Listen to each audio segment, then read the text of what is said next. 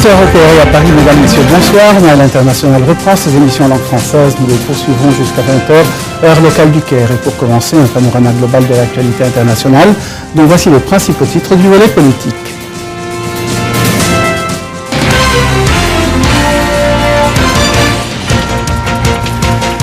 Le président Sisi fait le bilan de ses 2 années au pouvoir lors d'un entretien de près de 2 heures, retransmis sur toutes les télévisions égyptiennes. L'armée syrienne est entrée pour la première fois depuis 2 ans dans la province de Raqqa, alors qu'en Irak, l'armée irakienne progresse dans Fallujah. Des centaines de migrants pourraient avoir disparu dans le naufrage d'un bateau au sud de la Crète, où une opération de sauvetage se poursuivait, tandis qu'on découvre 117 corps sur les côtes libyennes.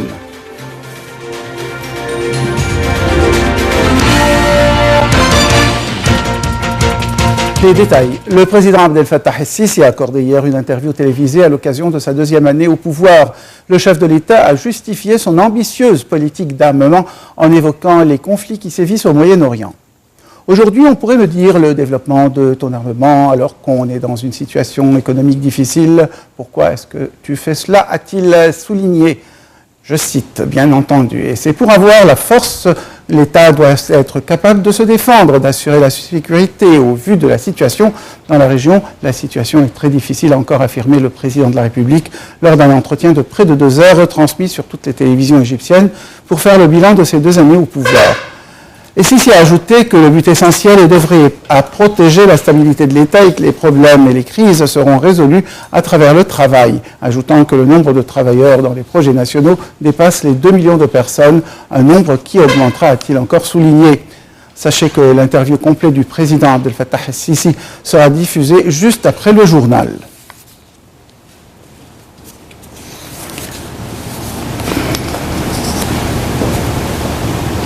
L'Égypte a exigé des sanctions contre une diplomate kenyane qui a accusé un responsable égyptien d'avoir qualifié les Africains subsahariens d'esclaves lors d'une conférence de l'ONU, affirmant que ces accusations étaient une pure invention.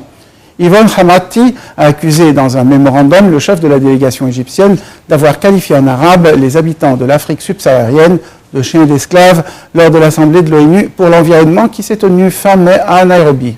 Le ministère égyptien des Affaires étrangères avait promis mardi d'ouvrir une enquête après le tollé provoqué sur les réseaux sociaux par les accusations de 7 membres de la représentation permanente du Kenya au programme des Nations Unies pour l'environnement. L'enquête approfondie menée ces derniers jours a prouvé que ces accusations étaient infondées, a affirmé le ministère des Affaires étrangères, soulignant que l'Égypte sera toujours fière de son appartenance à l'Afrique. Fin de citation. On reste en Égypte où l'ancien président de l'organisme de contrôle des comptes publics, Hicham Geneina, sera jugé à partir de mardi pour diffusion de fausses informations au sujet de l'étendue de la corruption au sein de l'État. Le magistrat a été démis de ses fonctions en mars par le président Abdel Fattah el-Sisi à l'issue de plusieurs mois de polémique. Il avait chiffré à 600 milliards de livres égyptiennes le coût de la corruption publique de 2012 à 2015. Hicham Geneina a été remis en liberté vendredi après avoir payé une caution de près de 1 000 €. Un quotidien égyptien avait cité M. Geneina expliquant que le chiffre concernait la seule année 2015. Son organisme avait alors indiqué que les propos du magistrat avaient été mal cités et que ce chiffre était le fruit d'une étude couvrant la période allant de 2012 à 2015. Une excellente chance pour la prochaine phase de ta vie. Je tiens à dire qu'aujourd'hui, c'est le dernier journal que Patrick va présenter avec nous.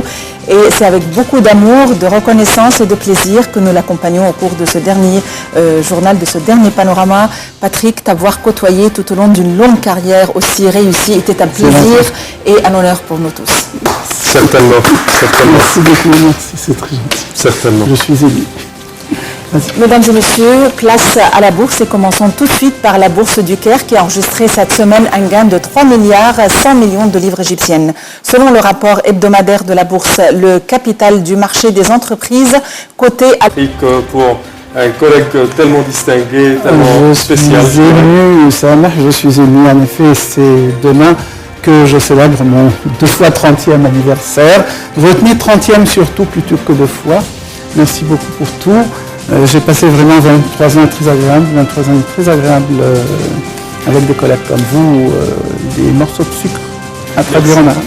Patrick, vraiment, tu as toujours été un journaliste exceptionnel à la radio, à la télévision, un collègue très agréable, très serviable, un ami. C'est vrai que pour le bulletin peut-être et les émissions, tu ne seras pas là, mais tu seras à jamais dans nos cœurs et avec nous pour nous accompagner pour le restant de notre vie en tant qu'amis. Et qui sait qu'est-ce que les jours vont te réserver. Très bonne chance, Patrick. Merci beaucoup. Excellente chance également, Mahag. Merci beaucoup, Samah. Merci à toute l'équipe. Merci à cette équipe qui, pendant 23 ans, a très bien fonctionné. Il n'y a jamais eu de problème. Touchons du bois, touchons ma tête.